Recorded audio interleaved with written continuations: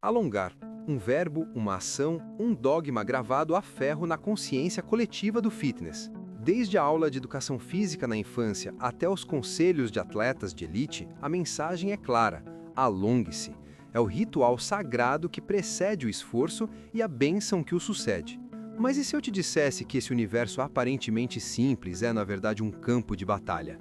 Um duelo silencioso, travado em nível molecular e neural, com consequências diretas na sua força, na sua potência e na sua performance. Bem-vindo ao epicentro do debate, o confronto entre o alongamento estático e o dinâmico. De um lado, a imagem clássica: manter uma posição por 30, 40, 60 segundos, sentindo o músculo ceder lentamente. Do outro, o movimento fluido e controlado: balanços, rotações, uma preparação coreografada para a ação. A sabedoria popular oscila, as opiniões se contradizem. Alguns juram que o alongamento estático antes do treino é um convite à fraqueza. Outros o defendem como essencial para a prevenção de lesões. Onde está a verdade? A verdade, como sempre, não está na superfície. Ela reside nas profundezas da nossa fisiologia, nos sussurros elétricos do nosso sistema nervoso, na arquitetura complexa de nossas fibras musculares e tendões. Nesta jornada, vamos dissecar a ciência do alongamento. Vamos mergulhar na neurofisiologia dos proprioceptores, os sentinelas do nosso corpo.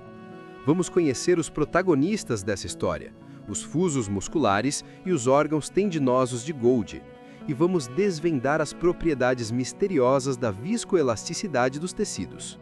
Este não é apenas um vídeo sobre como se alongar, é uma exploração sobre como nosso corpo se comunica consigo mesmo. É sobre entender que cada movimento, cada pausa, cada tensão é uma instrução enviada ao nosso hardware biológico, e o que você diz a ele e quando você diz, importa. Prepare-se para resolver, de uma vez por todas, o duelo molecular entre o estático e o dinâmico. Para entender o alongamento, precisamos primeiro entender como nosso corpo se percebe no espaço. Esse sentido, muitas vezes esquecido, é a propriocepção. É o sistema de GPS interno do corpo, uma rede complexa de sensores que informa ao cérebro a cada milissegundo a posição de cada membro, o ângulo de cada articulação, a tensão em cada músculo. Sem a propriocepção, atos simples como caminhar ou levar uma xícara à boca se tornariam tarefas hercúleas, exigindo constante vigilância visual. No centro deste sistema, no contexto do alongamento, estão dois tipos de mecanoceptores, dois sentinelas biológicos com funções distintas e por vezes antagônicas. O primeiro deles reside no coração do músculo. Imagine o ventre do seu músculo esquelético. Entre as fibras contráteis, as que geram força, existem pequenas cápsulas fibrosas. Dentro delas, fibras musculares modificadas, especializadas, chamadas de fibras intrafusais. Este conjunto é o fuso muscular.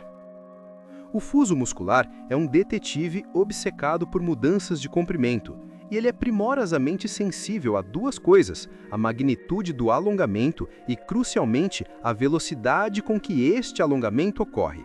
Um estiramento lento e gradual provoca uma resposta moderada, mas um estiramento rápido e súbito? Isso dispara um alarme ensurdecedor. Quando um músculo é estirado de forma abrupta, pense num tropeço ou um movimento desajeitado, o fuso muscular é estirado bruscamente. E, imediatamente, ele envia um potente sinal elétrico por um neurônio sensorial, cuja via viaja diretamente para a medula espinal. Na medula, este neurônio faz uma sinapse direta, um contato imediato com o neurônio motor alfa, o neurônio que comanda a contração do mesmo músculo de onde o sinal se originou. O resultado é uma contração muscular quase instantânea, forte e involuntária. Este é o famoso reflexo de estiramento, ou reflexo miotático. É o mesmo reflexo que o médico testa ao bater com um martelo no seu joelho. O golpe estica rapidamente o tendão patelar e, por consequência, o músculo quadríceps, ativando seus fusos musculares e causando a extensão da perna. Este reflexo não é um erro do sistema, é uma obra-prima da engenharia evolutiva. É um mecanismo de proteção fundamental, desenhado para evitar que o músculo seja estirado além do seu limite fisiológico, prevenindo estiramentos e rupturas. Ele age como um freio de emergência, contraindo o músculo para resistir a um estiramento excessivo e perigoso. E é exatamente este sistema que o alongamento dinâmico aprendeu a manipular com maestria. O que é, afinal, o alongamento dinâmico? Esqueça a imagem de ficar parado em uma posição. Pense em movimento. Pense em balanços controlados de perna, para frente e para trás. Pense em rotações de tronco, círculos com os braços, afundos com caminhada. São movimentos que levam os músculos e as articulações através de sua amplitude de movimento completa, mas de forma controlada e rítmica, sem pausas prolongadas nos extremos. O alongamento dinâmico é, em essência, uma dança com o fuso muscular. Ele não busca silenciar o reflexo de estiramento, mas sim dialogar com ele. Ao realizar um balanço de perna, por exemplo, você alonga os isquiotibiais no pico do movimento. No entanto, como o movimento é transitório e não sustentado, ele estimula os fusos musculares de forma a aumentar a excitabilidade neuromuscular, mas sem disparar uma contração reflexa forte e protetora que limitaria o movimento. É como se você estivesse testando os limites do sistema, dizendo a ele: prepare-se, vamos nos mover nesta amplitude, mas de forma segura. Os benefícios dessa abordagem, especialmente como parte de um aquecimento, são múltiplos e cientificamente robustos. Primeiro, o movimento repetitivo aumenta a temperatura muscular e do core corporal. Músculos mais quentes são mais elásticos e suas reações bioquímicas, que produzem energia, ocorrem de forma mais eficiente. Segundo, há um aumento significativo do fluxo sanguíneo para os músculos que serão trabalhados. Isso significa mais oxigênio e mais nutrientes chegando às células, preparando-as para a demanda metabólica do exercício. Terceiro, e talvez o mais importante, está o efeito no sistema nervoso. O alongamento dinâmico funciona como uma potenciação neural. Ele acorda a conexão mente-músculo, melhora a velocidade de condução dos impulsos nervosos e aprimora a coordenação intermuscular, a capacidade de diferentes grupos musculares trabalharem em harmonia. Você não está apenas aquecendo o tecido, você está calibrando o software que controla o hardware. Portanto, o alongamento dinâmico não visa primordialmente aumentar a flexibilidade estática no momento. Seu objetivo é preparar o corpo para a performance. Ele eleva o estado de prontidão do sistema neuromuscular, garantindo que os músculos possam se contrair com mais força e velocidade, e que as articulações possam se mover de forma fluida e coordenada. É o ensaio geral antes do espetáculo principal. Agora, vamos mudar nosso foco. Deixemos o ventre muscular e viajemos para a fronteira, a zona de transição crítica, onde o tecido muscular se entrelaça com o tecido conectivo denso do tendão. É aqui, na junção músculo-tendão, que encontramos nosso segundo sentinela, o órgão tendinoso de Golgi, ou OTG. Se o fuso muscular é um detector de velocidade e comprimento, o OTG é um medidor de tensão. Ele é o guardião da força. Sua estrutura é como uma trança de fibras de colágeno do tendão, encapsulada e inervada por um neurônio sensorial. Quando o músculo se contrai e puxa o tendão, ou quando o músculo é alongado passivamente, essa trança de colágeno é comprimida, esmagando as terminações nervosas em seu interior e fazendo-as disparar. O OTG não se importa com a rapidez do alongamento, ele se importa com a tensão total que passa pelo tendão. E quando essa tensão atinge um limiar significativo e, principalmente, sustentado, o OTG entra em ação com um mecanismo neural completamente diferente do fuso muscular. O sinal do OTG viaja por seu neurônio sensorial até a medula espinhal, mas, em vez de se conectar diretamente a um neurônio motor, ele faz sinapse com um interneurônio inibitório. Este pequeno neurônio intermediário age como um interruptor de desligar. Ele libera um neurotransmissor, geralmente o GABA ou a glicina, que hiperpolariza o neurônio motor alfa do mesmo músculo, tornando mais difícil para ele disparar. O resultado é uma diminuição na contração muscular, um relaxamento. Este processo é chamado de inibição autógena.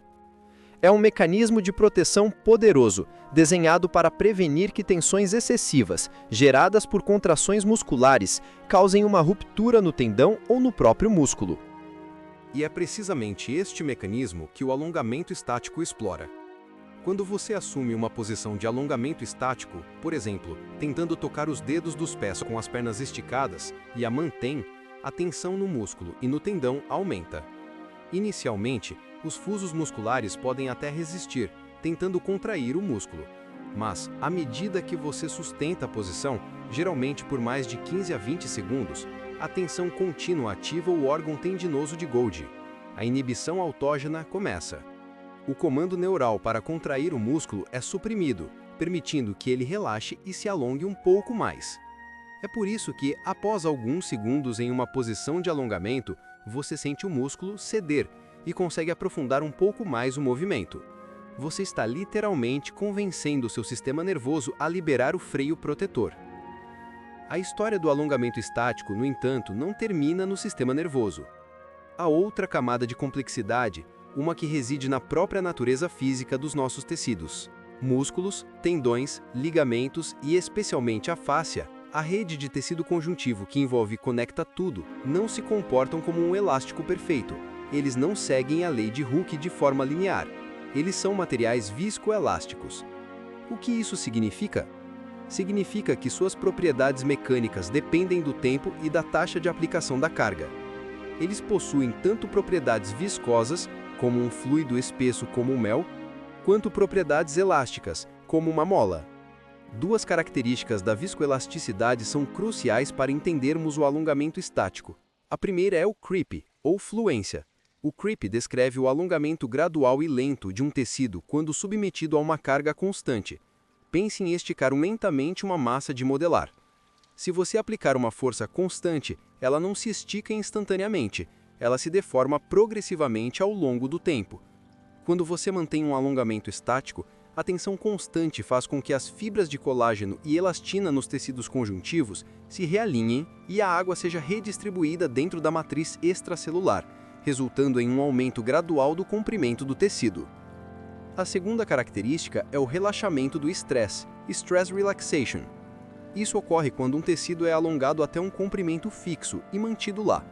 Com o tempo, a força ou a tensão necessárias para manter esse comprimento diminui. O tecido se acostuma com a nova posição e a resistência interna ao alongamento diminui. Juntos, a inibição autógena, mediada pelo OTG, o creep e o relaxamento do estresse explicam por que o alongamento estático é tão eficaz para aumentar a amplitude de movimento. Quando realizado de forma consistente, ao longo de semanas e meses, ele pode levar a adaptações plásticas, ou seja, a um aumento real e semipermanente no comprimento do complexo músculo-tendão. É a ferramenta por excelência para quem busca melhorar a flexibilidade geral. Mas, e aqui reside o cerne do paradoxo, essas mesmas propriedades que o tornam excelente para aumentar a flexibilidade podem se tornar um passivo quando a performance de alta intensidade está prestes a começar. Chegamos ao clímax do nosso duelo. O cenário: você está prestes a realizar um teste de salto vertical, um sprint de 100 metros ou um levantamento de peso máximo. O que você quer do seu sistema neuromuscular? Você quer que ele esteja em estado de alerta máximo. Você quer que os neurônios motores disparem com frequência e sincronia máximas. Você quer que o músculo se contraia com a maior velocidade e força possível. E o que você quer do seu complexo músculo-tendão? Você quer que ele se comporte como uma mola rígida e eficiente. A rigidez, neste contexto, não é algo ruim. Uma mola mais rígida armazena e libera energia elástica de forma mais eficaz e rápida. Pense em pular em um trampolim com molas firmes versus um com molas frouxas. A transferência de força é muito mais eficiente com as molas rígidas. Agora, considere que o alongamento estático prolongado, geralmente definido como manter posições por 60 segundos ou mais por grupo muscular, faz imediatamente antes desta atividade. Primeiro, no nível neural. A ativação do órgão tendinoso de Golgi induz a inibição autógena. Você está efetivamente enviando um sinal para o seu sistema nervoso central para diminuir a excitabilidade do músculo que você está prestes a usar em sua capacidade máxima. É como pedir a um soldado para relaxar e meditar segundos antes de mandá-lo para a batalha. Segundo, no nível mecânico, Os fenômenos viscoelásticos de creep e relaxamento do estresse diminuem a rigidez do complexo músculo-tendão. Aquela mola eficiente e reativa se torna temporariamente mais frouxa, menos capaz de transmitir força rapidamente do músculo para o osso. Há uma folga no sistema que precisa ser vencida antes que a força máxima possa ser expressa, o que prejudica a taxa de desenvolvimento de força. A literatura científica é vasta e conclusiva a este respeito. Dezenas de estudos e meta-análises demonstraram que o alongamento estático agudo e prolongado, realizado imediatamente antes do exercício, pode levar a uma diminuição significativa na produção de força máxima, na altura do salto vertical, na velocidade de sprint e na potência muscular. Imagine um gráfico na sua tela. No eixo Y, a produção de força. No eixo X, o tempo. A linha de base mostra a performance sem alongamento prévio. A linha do alongamento dinâmico mostra uma performance igual ou ligeiramente superior.